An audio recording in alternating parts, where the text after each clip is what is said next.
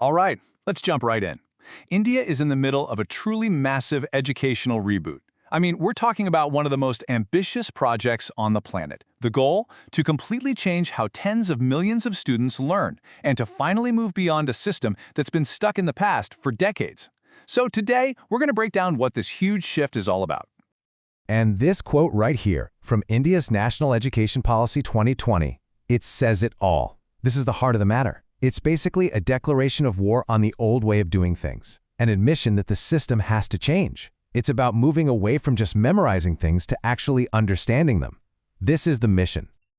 So why such a dramatic change? I mean, what was so wrong with the old system that it needed this complete overhaul? Let's dig into the core problem they're trying to solve. Okay, get ready for this number, because it is absolutely staggering. Over 5 crore. That's 50 million elementary school students in India haven't mastered the absolute basics of literacy and numeracy. Think about that. They can't properly read and understand a simple sentence or do basic math. This number alone shows you the scale of the crisis. You know the drill, right? You cram for an exam, spit out the facts, and then forget everything a week later. Well, when an entire education system is built on that, on testing your memory instead of your understanding, it just doesn't work. It leads to poor learning and creates this huge gap between what kids learn in a classroom and what they actually need to know to succeed in real life. So what's the solution? Well, it's not about small tweaks here and there. Nope, it's a complete shift in philosophy. The new goal, the new buzzword you're going to hear a lot, is competency. So what is competency-based education, or CBE? Think of it this way. It's a system that doesn't really care how many hours you sat on a classroom. What it cares about is what you can actually do with what you know. The focus shifts from just passively listening to information to actively proving that you've mastered a skill. Now you might be thinking this is some brand new, untested experiment. But it's not at all. This idea has been around for decades. I mean, look at this timeline. Research back in the 70s showed it leads to huge gains in learning. Places like Alaska and New Hampshire were pioneers decades ago. And today, it's pretty much the standard in most developed countries. So India's joining a well-established, proven global movement. So what does this actually feel like for a student?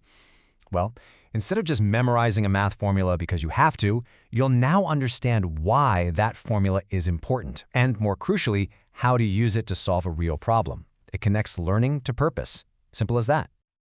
Okay, all this theory sounds great, but what does it actually look like inside a real classroom with real kids? Well, one of the most fascinating and honestly fun examples is the new focus on learning through toys. Yeah, you heard that right. It's called toy-based pedagogy. And the idea is just brilliant in its simplicity. You use toys and games as a central part of teaching to make complicated ideas way easier to understand. It's all about making learning joyful and intuitive, especially for the youngest students. But hold on. This isn't just about throwing some toys in a room and hoping for the best. There's a real system here.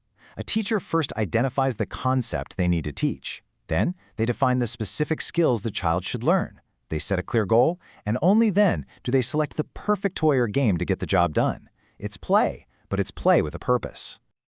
And what's really amazing is how this taps into India's incredibly rich culture. Take puppetry. It's an ancient art form that's now becoming a powerful teaching tool. You've got string puppets from Rajasthan telling stories, glove puppets from Uttar Pradesh exploring social issues. These aren't just toys, they're culturally relevant tools that help develop language, social skills, and so much creativity. Okay, a big question probably just popped into your head. If you're not just testing memorization with big, scary exams, then how in the world do you measure progress? And that leads us to a really critical part of this whole reform, completely rethinking how we assess students. The change is huge. The system is moving away from those one-time, high-pressure final exams that only test what you've memorized, and it's moving towards regular, ongoing assessments that are actually part of the learning process. The focus is now on higher-order skills like analysis and critical thinking. And get this, it even includes students assessing their own work and giving feedback to their classmates. So to do all this, teachers are getting a whole new toolkit. Instead of just a single grade, they can use simple checklists to see if a student has grasped a skill.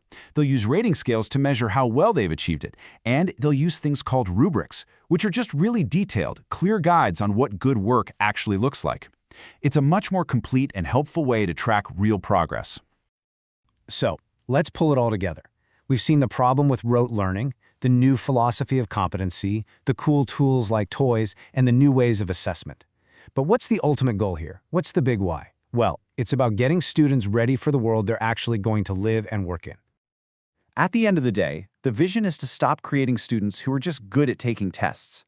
The real aim is to nurture well-rounded individuals, people who are creative, who are ethical, and who can adapt to whatever challenges come their way.